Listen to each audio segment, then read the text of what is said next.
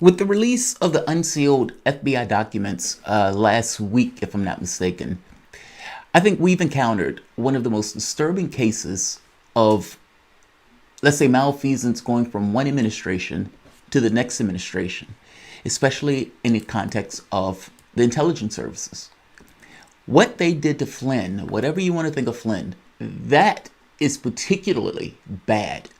I'm going to explain why that's particularly bad.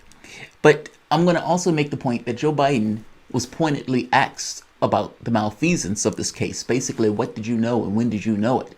Seeing as on January 5th, Obama, Biden, Comey were sitting in a meeting, Susan Rice were all in a meeting having a conversation around this issue of Russia and around this issue of Flynn. Let's talk about it. Welcome to the Soapbox.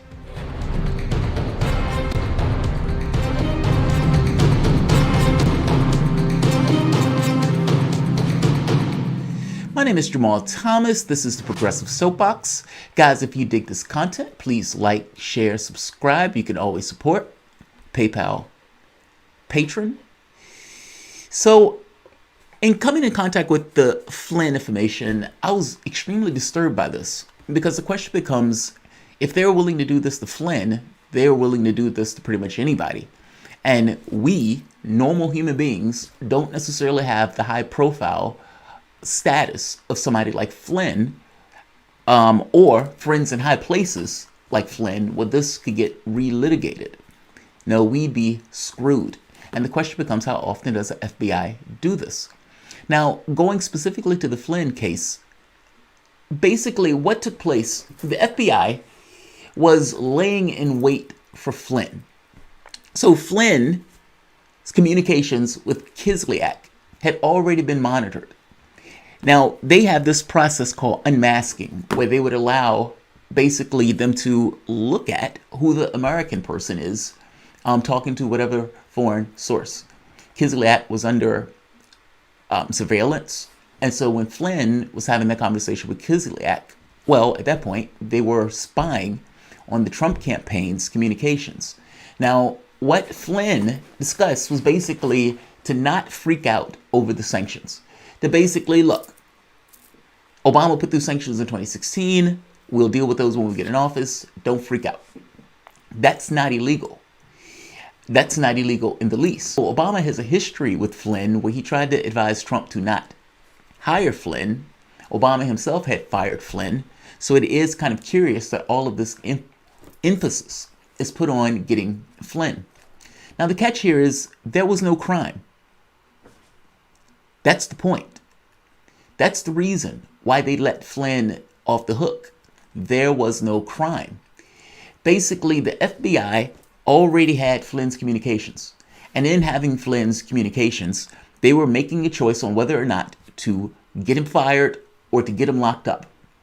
Meaning there was no reason for that interview because they already knew what Flynn was talking about, and there was no crime in the communications that they had with Kislyak. So whatever other questions that they wanted to ask Flynn, basically they were just there waiting for Flynn to mistaken or say something wrong or to say something that was basically not true. But the point here is the entire communication, that line of questioning should have never happened in the first place because they already had the information. The only thing that they could have gotten out of that was basically to catch Flynn in a lie, which is basically what they did. They prosecuted, or Flynn basically pleaded guilty, eventually pulling back his plea, for being caught in a lie in that communication with the FBI where they laid in wait. Flynn didn't realize that they were going to ambush him in that way, and that's exactly what they did. This is not a rah-rah Flynn. This is not Flynn is a great guy. This is none of that. In fact, this is not me taking an opinion on Flynn at all. This is me more so taking an opinion on what happened to Flynn and the fact that happened to Flynn, where they are basically lying in wait. No crime is taking place. They are basically having that interview to ensure that a crime takes place. If they do that to Flynn, they can do that to anybody, and that is extremely disturbing. Even more so that Obama might have been involved in this. Obama, Joe Biden, what did you know? When did you know it? I'm going to let you hear Obama and Joe Biden's response Now, Obama is talking to 3,000, I guess, supporters, and this gets leaked. Let's hear Obama complain about Flynn being let off. There is no precedent that anybody can find for someone who's been charged with perjury just getting off scot-free. That's the kind of stuff where you begin to get worried that basic, not just institutional norms, but our basic understanding of rule of law is a risk.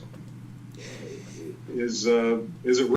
It seems like if you're talking about the rule of law taking a black eye, the black eye is them going after Flynn in the way that they did.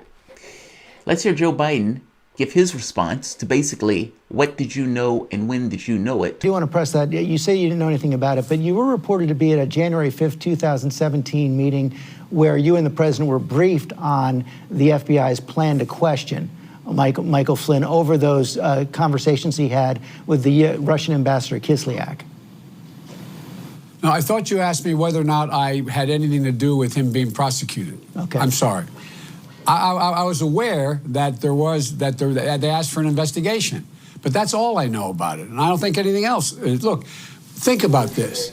Right here. Can you imagine any other president of the United States? Joe Biden. I didn't know anything about it. Think about this. Think about what, Joe Biden? What did you know? When did you know it? Why do you keep trying to move away from this very basic point? We're trying to dig into what did you know? The FBI basically went through an entrapment operation on Flynn. We know it because they wrote it down.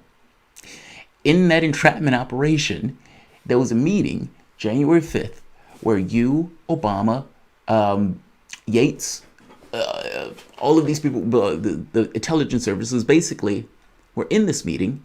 You guys were briefed. Now the catch becomes, what did you know? When did you know it? And were you aware of the techniques that they were going to use, let alone were you directing them to do such in order to get Flynn? These are questions that should be answered. And I don't necessarily think these are questions that we have answers to. There's suspicions that Obama directed leaks to be basically to damage the Trump administration in order to take down Sessions, in order to take down Flynn. There's no way for me to know that as a flat fact. And Durham is doing an investigation, so I can basically wait for Durham's investigation to come up with the results. By the same token, I would not be shocked in the least that an administration that looks at the oncoming administration as being basically the end of time may do things within the context of his powers and within the people who they are interacting with, be it Comey and Yates, to basically release information that would damage that administration. I'll give you an example. There was a situation where Comey goes to speak to Trump. Now, instead of Comey discussing about the Russia stuff, Comey basically doesn't bring up the Russia stuff that he was discussing with the Obama administration, meaning he instead brings up the PP tape. Now, immediately after the PP tape is discussed with Trump, that information is released by CNN, who was leaked that Trump was briefed on. So the briefing itself created the substantiation for that PP tape to get released by CNN.